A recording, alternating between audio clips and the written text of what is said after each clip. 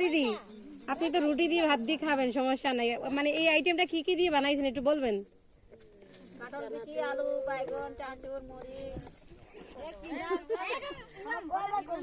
বাহ, খুব সুন্দর তো, সবাই মিলে এসে খাচ্ছে। সিদ্ধ করে নিয়ে আসেন তাই না? এগুলো নষ্ট হয় না প্রতিদিন আপনারা, মানে এখানে তো দেখতে পাচ্ছি মানে আর্থিক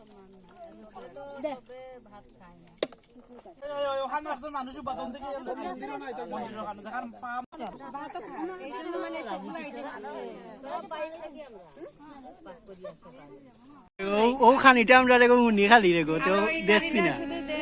আপনি খানি কিনা উঠাইতে আসেন আপনার সমস্যা নাই। বুঝি যে হাসি লাগছে বলুন। মিষ্টি আছে তো আমি